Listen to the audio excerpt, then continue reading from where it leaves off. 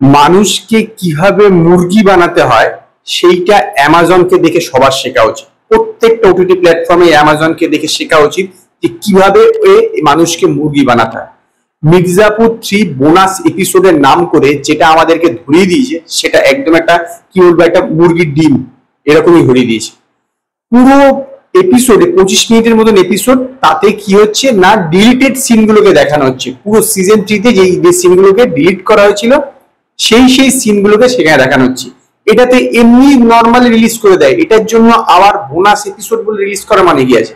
এমন একটা ভাবে এর মানে প্রমোশন হচ্ছিল, আমি ভাবলাম বোধহয় সত্যি কথা বিশাল কিছু হবে, যে মুন্না ভাই বোধহয় আবার ফেরত আসতে চলেছে, এরকম কিছু একটা নিয়ে আসবে। এখানে যেরকম পঙ্কজ ত্রিপাঠীকে মেরে দিয়েছিল তারপরে আবার তাকে ফেরত আনছে, আমি ভাবলাম বোধহয় মুন্না ভাই ও দিব্যেন্দু বোধহয় ফেরত আসবে, কিন্তু না, এখানে দিব্যেন্দু ফেরত আসছে না, দিব্যেন্দুর আত্মা ফেরত আসছে এবং আত্মা এসে একটা করে কথা বলছে এবং সেই কথা পরপর বিভিন্ন সিন দেখানো হচ্ছে, ডিলিটেড সিনগুলোকে দেখানো হচ্ছে। যে সিনগুলোকে ডিলিট করে দেওয়া হয়েছিল, কলেজের সিন আছে, এখানে ওখানে সিন আছে, বিভিন্ন সিনগুলোকে দুই একটা সিন এরকম বেশি বিশাল কিছু একটা মানে খুব ইম্পর্টেন্ট সিন যে ডিলিট করে দেওয়া হয়েছে সেরকম তো হতে পারে না। ভালো যদি ইম্পর্টেন্ট সিন থাকতো সেটাই কখনো কেউ ডিলিট করে, নিশ্চিত করে না।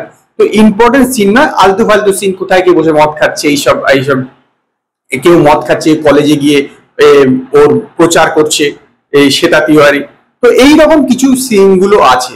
এইসব ছাড়া কিছু নেই, মানে পুরোটাই একদম মানুষকে কি বলবো মাথায় টুপি দেওয়া কেস, পুরো টুপি দেওয়া কেস হচ্ছে এই মির্জাপুর সিজন 3 বোনাস এপিসোড।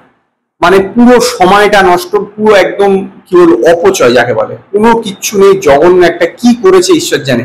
আমি ভাবলাম বোধহয় মুন্না ভাই ফেরত আসবে, সেখানে একটা সত্যিকারের এপিসোড শুট করে সে দেখানো হবে, ওসব শুটিং এর বেলা নেই, ডিলিটেড সিনগুলোকে ধরে ধরে নিয়ে পরপর বিভিন্ন কথা বলছে আর তার মধ্যে পরপর বসিয়ে দিয়ে গেছে। এমনিতেই দিব্যেন্দু যেভাবে কথাগুলো বলছে তাতে মনে হচ্ছিল তার মুন্না ভাই করার, তো এমনিতেই সে আগেই জানিয়ে দিয়েছে যে তার মুন্না ভাই সে আর করবে না, সেই জন্য তাকে এবার মেরে দেওয়াই হয়েছে।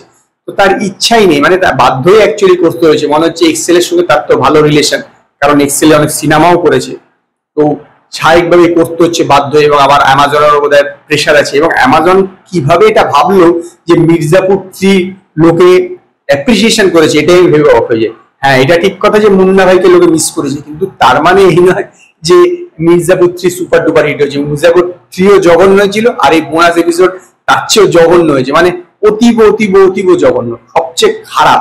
আমার মনে হয় মির্জাপুর সিজন 4 আর আনাই উচিত নয়, ভুলবশত আনা উচিত, আনলেই একদম ডুবে যাবে। তো যাই হোক, এটি একটি জঘন্য হয়েছে, কোনো র্যাঙ্কিং এর তো কোনো প্রশ্ন ওঠে না। যদি আপনাদের এই ভিডিওটি পছন্দ হয়, ভিডিওটিকে লাইক করুন, কমেন্ট করুন, শেয়ার করুন, আর নতুন আপডেটের জন্য আমার চ্যানেলকে সাবস্ক্রাইব করুন।